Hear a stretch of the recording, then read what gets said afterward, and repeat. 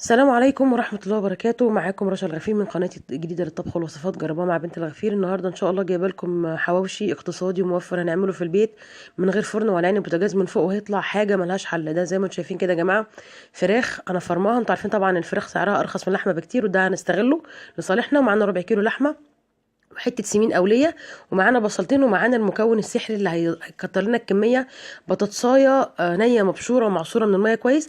معانا التوابل بتاعتنا، البهارات الحلوه، بهارات الحواوشي، فلفل اسود، ملح، وسنه كبابه صيني. معانا فلفلايه متقطعه صغير قوي، وطماطميه كمان متقطعه. احنا هنا بشرنا البصل، وهنبتدي بقى ننزل بالمكونات. معلش يا جماعه انا بصور بايد وبستخدم ايد، فالدنيا متلخبطه معايا شويه. هبتدي انزل بقى بالمكونات الباقيه. البطاطسايه طبعا هي اتاكسدت لانها اتعرضت للهواء على طول، فلازم تتاكسد، دي من الحاجات اللي معروفه عن البطاطس. هنزل باللحمه، هنزل كمان بالفراخ.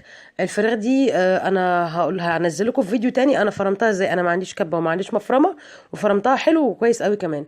انا لقيت ان الخلطه محتاجه كمان بطاطسايه، فرحت بشر بطاطسايه وبرده عصرتها من الميه.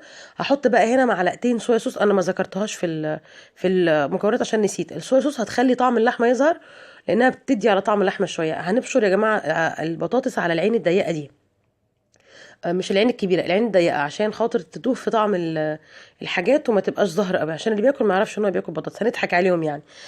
دي احنا هنا كده خلطنا كل حاجه، وباكد نعصر البطاطس من الميه كويس قوي، علشان الرغيف ما يبقاش معجن وطري، لازم يبقى مقرمش واللحمه مستويه وشاده نفسها كده وحلوه. انا هقسم اللحمه زي ما انتم شايفين كده على عدد ارغفه العيش. لو 4 ارغفه هيبقوا 4 كور، لو 10 هيبقوا 10 كور، على حسب عدد العيش اللي عندك. وكمان عشان الايه الحجم يبقى متساوي، ويبقى الفراخ عفوا يبقى الحواوشي متوزع على كمية العيش كلها، ويبقى كل رغيف قد التاني، مفيش واحد مليان وواحد فاضي.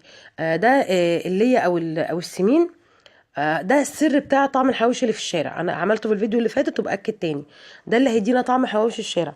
هنحط طاسه على النار زي ما انتم شايفين كده، وهنزل بالليه او بالسمين، وهزوده زيت، عشان طبعا انتوا عارفين ان الحاجات دي فيها كوليسترول وسعرات حراريه عاليه جدا، فاحنا على قد ما نقدر بنحاول نوازن.